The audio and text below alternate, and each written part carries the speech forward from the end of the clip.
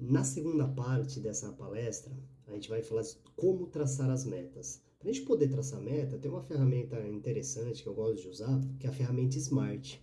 Smart, essa palavra aqui, né, de inteligência, vem do inglês, tá? É uma sigla, onde cada letra significa uma característica que eu tenho que levar em consideração no momento de atribuir a minha meta. Então, se eu tenho uma meta, ela tem que seguir todos esses cinco componentes aqui para ser uma meta que ela é inteligente, senão é uma meta que não é inteligente. Então, vamos lá, o primeiro S vem de específico, tá?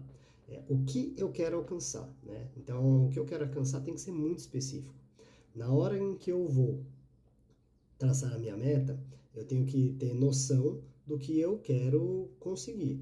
Então, você fala assim, eu quero melhorar meu tempo. É a meta de todo nadador. Quando você fala assim, o que você quer nessa temporada? Eu quero melhorar meus tempos. Tá, isso é muito pouco específico. Em que prova você quer melhorar seu tempo? O quanto você quer melhorar seu tempo? O que essa melhora de tempo específica pode te trazer? Né? Então, trocar esse eu quero melhorar meu tempo para eu quero fazer X segundos numa prova. Eu quero nadar o meu semborgo para 54. Isso é uma meta específica. Tá? Então, quanto mais específica ela for, melhor. E depois que a gente fechar todas essas letras, a gente vai ver como na natação isso fica muito fácil. A natação é uma modalidade que ajuda muito a gente a definir metas, porque é uma modalidade individual, cíclica, específica, então fica bem mais tranquilo. Tá? Então, a natação ela tá meio facilitada nesse ponto de metas.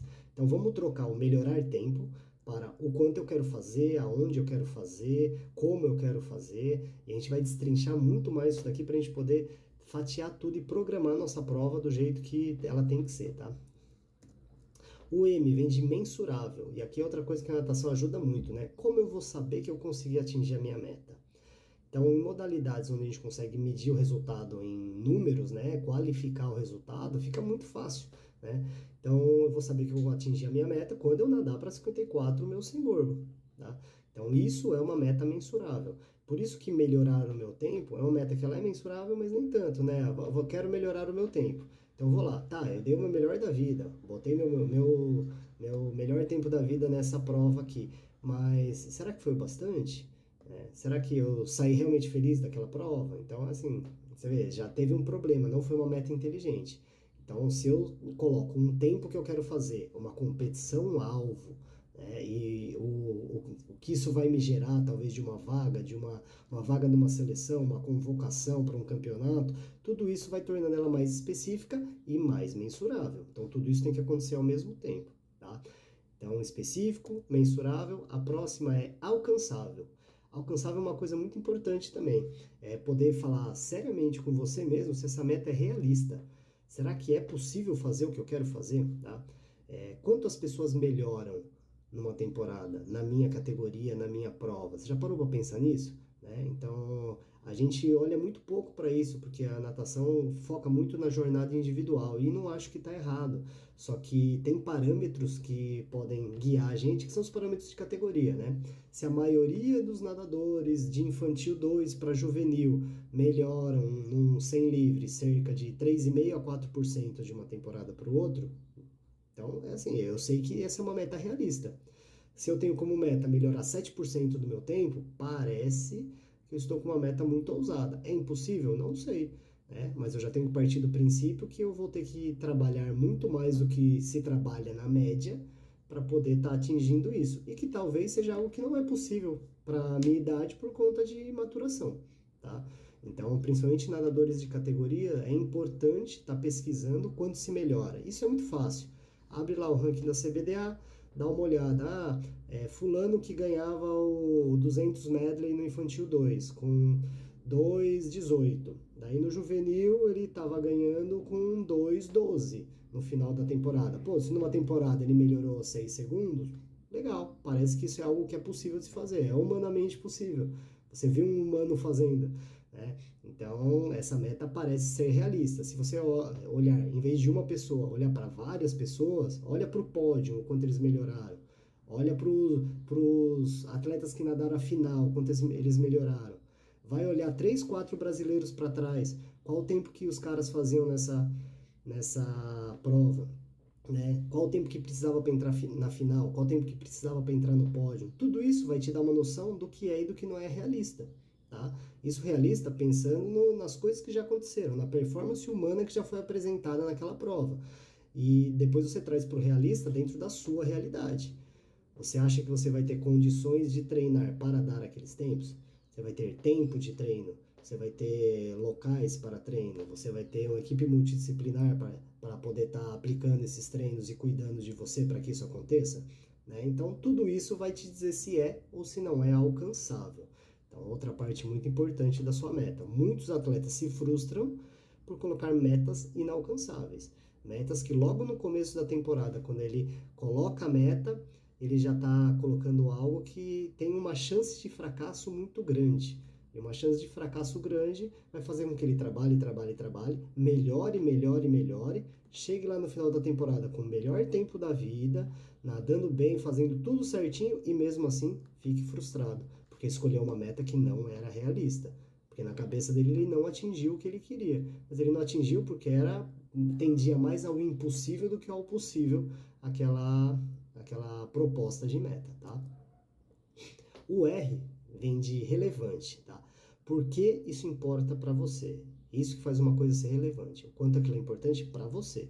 Não é para o seu treinador, não é para a sua equipe multi, não é para os seus pais, para os seus amigos, para os seus colegas de treino. É para você. Natação é uma modalidade individual, onde todo o seu esforço vai ser julgado dentro de uma prova. Tá? Então não adianta ser relevante para o seu treinador e não ser para você. Na hora que seu corpo estiver sofrendo e precisar estar driblando todos os mecanismos de defesa que ele tem para parar de fazer força, que é o que o corpo pede o tempo todo enquanto a gente está em uma prova de alta intensidade, aquilo só vai funcionar se for relevante para você. Se você não tiver em mente que aquilo é o que você quer conquistar, você não vai conseguir estar driblando todos esses mecanismos fisiológicos aí que vão estar inibindo a sua performance. Tá? Então você tem que querer muito, tem que ser algo que você quer com todas as forças para que essa meta seja realmente válida para você. Seja o motivo que você tem para estar lá fazendo força e sofrendo durante toda a sua prova. Tá? Nadar uma prova em alta intensidade é uma experiência de muita dor, de muito cansaço, não é algo agradável. Mesmo quem gosta muito de competir, sabe que é duro, é difícil. Se desse para competir, sentindo menos dor, sentindo menos cansaço, todo mundo ia fazer essa opção. Tá? Então isso precisa ser relevante para que na hora que o cansaço vem, você consiga lutar para que aquilo faça sentido para você, que aquela dor lá tenha um objetivo, tá bom? E o T é temporal. Essa é uma parte muito importante. Na verdade, acho que é a mais importante. A temporal é para quando é essa minha meta? Qual o prazo que eu quero alcançar ela? E por que isso é tão importante? Porque toda vez que um atleta vem me procurar, eles fazem perguntas que eu respondo sempre com o problema temporal. O atleta chega para mim e pergunta assim: você acha que nessa temporada eu vou conseguir nadar para 52 de 100 livre? Eu falo assim, nessa temporada talvez não, né? E daí os atletas ficam meio assustados, né? Mas eu continuo falando, eu não tenho dúvida nenhuma de que um dia você vai nadar para 52, mas pelo seu desenvolvimento, nessa temporada tá mais para não do que para sim, entendeu? Então assim, o tempo do calendário é a parte mais importante, porque os índices mudam ano a ano. As competições elas vão seguindo as categorias. Então, quando o atleta está subindo de categoria, não adianta ele nadar por um tempo na categoria errada. Um atleta que nada para 58 no Petis 2, de 100 livre, é muito bom. Um atleta que nada para 58 no Infantil 1, ele é um atleta normal. Um atleta que nada para 58 no Infantil 2, ele não é um atleta de destaque. Ele é um atleta do miolo do campeonato para trás. Né? Então, não é o tempo que você vai fazer, é o quando você vai fazer. Tá? Então, essa parte temporal, principalmente nas categorias de base, é muito importante. Então, quando você for estabelecer suas metas, pense nesses 5 parâmetros aqui. Ela é específica o bastante? Eu defini tudo o que eu quero? Beleza, legal. Então, essa parte já foi. Ela é mensurável? Eu vou conseguir saber quando eu conseguir? Beleza, já foi também. Isso é realista? Eu pesquisei se isso é possível, eu olhei meus adversários, olhei o passado dessa minha prova e vi se isso dá para fazer? Beleza também, né? Já ticou essa parte. Ela é relevante? Por que eu quero isso? De onde eu tirei isso? É uma coisa da minha cabeça que eu inventei ou é uma coisa que realmente é útil para mim, vai ter serventia, vai fazer com que eu mude meu status como atleta? Se sim, ok, tiquei aqui também. E temporal, né? Para quando eu quero alcançar? Adianta eu alcançar o índice brasileiro numa competição que já não é mais alvo do brasileiro? Eu vou continuar não indo para o brasileiro, tá? As competições seletivas, a seletiva para o Mundial Júnior, é lá que eu tenho que fazer. Se eu botar o tempo do Mundial Júnior 2, 3 competições depois, já era, eu não vou mais. Tá? Então é super importante que eu consiga seguir essas cinco fases aqui para poder delimitar bem a minha meta. Tá? Então vamos dar um exemplo. Gosto muito desse exemplo aqui. Joãozinho, atleta fictício, não existe. Ele é infantil 2, o recorde pessoal dele de 100 borboleta é um 4,17. Beleza. Primeira vez que eu pergunto para ele, qual o seu objetivo? Ele fala, nadar para 1,0 no Paulista de Inverno. Beleza, legal, tá?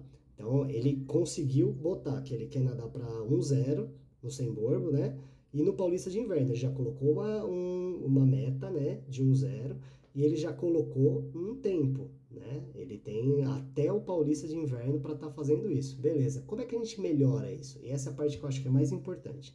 Depois de definir metas, a gente vai começar a fatiar ela para transformar em metas cada vez menores para a gente poder estar o tempo todo monitorando. Vamos supor que daqui até o Paulista de Inverno ele tem 21 semanas. Já melhorou. Ele tem 21 semanas para sair do 1,4 e para ir para o 1,0. Beleza. Vamos pesquisar. É possível? As crianças fazem isso na cidade? Né? Os atletas infantil 2 saem de 1,4 no começo da temporada e terminam para 1,0? Vou lá no ranking, olho o ranking nacional, vejo. Legal, ok, acontece. Né? Os atletas estão conseguindo fazer isso. Parece uma meta alcançável. Beleza, Joãozinho, você está no caminho certo. Aí, depois de muitos treinos, a gente começa a definir as coisas mais básicas, né? Fala assim, Joãozinho, para você fazer 1,0, você tem que passar aí mais ou menos com 28,50, voltar mais ou menos aí com 31,50 aí para dar 1,0, tá? Isso daí pensando em dar 1,0 baixo aí para a gente poder correr o risco de escapar um pouquinho e não passar para um 1, né? Então, a partir do momento que eu defini as parciais, eu já tenho um direcionamento de trabalho. Né? Se eu sei que a parcial dele a primeira parcial tem que ser 28 e a última 31, eu já sei os ritmos que eu vou trabalhar no treino. Então, quando eu falo para ele que ele tem que nadar para 1,0, isso não diz para ele como ele tem que treinar. Ele vai treinar fazendo força e não sabe como. Na hora que eu definir as parciais, ele já sabe que força ele tem que fazer e como tem que ser. Ele sabe que se eu der um tiro de 50 de cima, pedindo para ele, faz força de abertura do primeiro 100, e ele nadar para 28,50, tá legal. Se ele der a vida e nadar para 29, a gente ainda não tá bem nessa meta. A gente tá longe ainda. Entendeu? Então isso vai direcionando. E eu posso fatiar mais. Eu posso olhar a prova dele e falar, oh, Joãozinho, dividir sua prova, vi como os atletas dividem sua prova. E a gente tem que quebrar essas parciais de 25 em 13,50, 15,0, 15,50 e 16,0. Beleza. Nossos tiros quebrados tem que ser para esse tempo. Já é outro parâmetro de treino, para ele saber como ele vai treinar. Então ele vai treinar fazendo 13,50, 15,0, 15,50, 16. A partir do momento que num tiro quebrado ele está fazendo isso com facilidade, ele já está treinando a estratégia correta para aquele 1,0 de 100 borbo. Vocês veem como quanto mais específico, mais isso direciona o dia a dia? Se ele tivesse na cabeça só 1,0, ele não ia saber os tempos que ele tem que fazer, ele não ia estar conseguindo acertar esses parâmetros de treino. É isso que vai fazer ele dar 1,0. Não é querer dar 1,0. É treinar para dar 1,0. Por isso precisa ser muito bem definido. Tá? Vamos supor que ele fez várias séries e já está conseguindo fazer esses ritmos aqui. Ele já faz 13,5, 15, 15,5 e 16 nos tirinhos de 25 quebrado aí.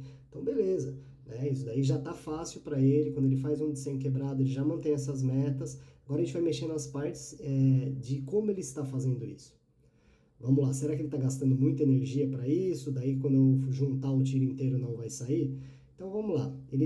Eu quero que o submerso dele seja de 5 ondulações em cada virada e na primeira que ele sai do bloco ele vai fazer 9. Tá? Então eu defino isso para ele. Ele tem que começar a fazer dentro desses parâmetros. Então beleza, outra especificação da meta. Outra especificação importante aqui, eu quero que ele faça uma respiração 2 por 1. Então tudo isso daqui vai direcionando ele para ele moldar a prova. Então, quando ele for nadar a prova dele, ele vai estar nadando com respiração 2 por 1, vai estar fazendo 9 ondulações, 5, 5 e 5.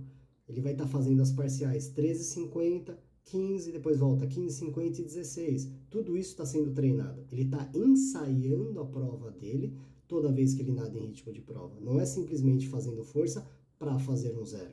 Tá? Então, se a gente não especificar tudo isso, a gente não consegue chegar onde precisa para o objetivo. Tá? A gente pode especificar frequência também.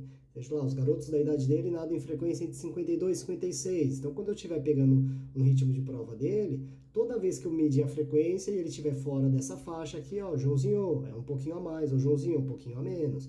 Tá? Lógico que tem características individuais que vão interferir nisso, mas o que todo mundo faz é mais ou menos o que funciona, tá? Por isso a gente tem que estar sempre observando as características de cada categoria, tá? E por que eu escolhi esses parâmetros? Baseado no que o Joãozinho tem de falha. O Joãozinho, ele precisa bloquear a primeira e a última braçada, porque é uma coisa que ele nunca faz, né? Então, se o Joãozinho tem essa falha, toda vez que ele for fazer ritmos de prova, ele tem que estar treinando bloquear a primeira e a última braçada. Ele vai nadar para esses ritmos que eu estabeleci, ele tem que ter essa atenção, tá bom?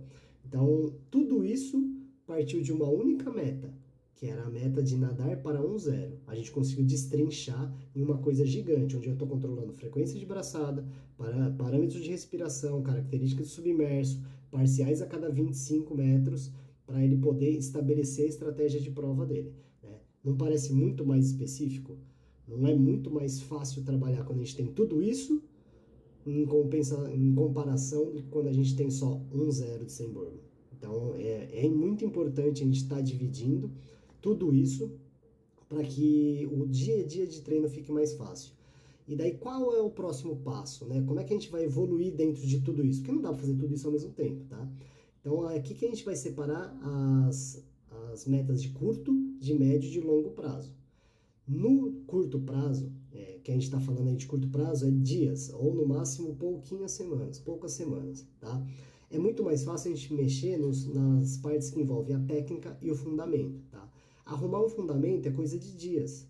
Se eu tenho uma virada que não sai bem, se eu me dedicar para arrumar aquela virada, eu arrumo em poucos dias. Eu consigo melhorar de um treino para o outro uma virada. Uma saída com pequenos ajustes, eu consigo melhorar de um treino para o outro. Tá? Então, tudo que envolve a técnica ou fundamentos, eu vou tentar trabalhar com metas de curto prazo. As minhas metas de médio prazo, elas vão estar envolvendo mais as minhas estratégias e o meu condicionamento. Vamos supor que o Joãozinho não está conseguindo colocar aqueles tempos nos tiros que eu estou dando para ele. Né? Isso é uma estratégia de médio prazo. Ele não precisa logo na primeira vez que ele vai fazer um ritmo de prova acertar aquelas médias. E nem vai. Então, aquilo é uma meta de médio prazo. Em vez de dar aquele 13,50, 15,0, 15,50, 16,0, ele vai dar 13,50 no primeiro, vai dar 16 no segundo. E tudo bem na primeira, na segunda, na terceira vez que ele tentar, porque isso é a médio prazo. Médio prazo, estou falando de algumas semanas, ou de repente um mês e meio, 2 meses. É um médio prazo dentro da temporada. Tá? E a longo prazo, eu vou colocar as coisas que têm a ver mais com a minha temporada inteira. Tá? Que são as grandes conquistas. Então, a longo prazo, eu tenho que estar atingindo a minha meta, que é aquela meta de 1,0, por exemplo, a meta de longo prazo. Né? Ou que tem a ver mais com coisas de colocação. Eu quero medalhar no Paulista, eu quero pegar uma final de brasileiro, eu quero conseguir colocar um índice de sul-americano, eu quero uma convocação para o Mundial. Então, são as coisas de longo prazo, que vão envolver a minha temporada inteira, ou um ciclo, né? No caso de atletas aí absolutos, um ciclo olímpico. Né? Então, essa divisão entre curto, médio e longo prazo é, na verdade, uma divisão entre fundamentos e técnicas de curto prazo, estratégia e condicionamento físico aqui no médio prazo, e a longo prazo as grandes conquistas. E tudo isso vai estar direcionado, vai estar apontando para aquele meu objetivo de vida, aquele meu objetivo de carreira, que lá no começo a gente falou. Então, se aquele objetivo não está também bem definido, essas metas podem estar boas, podem estar evoluindo, mas levando para outra direção. Então, tudo isso tem que estar alinhado com aquele meu estado futuro desejado que a gente falou lá no comecinho dessa primeira parte da palestra, tá bom?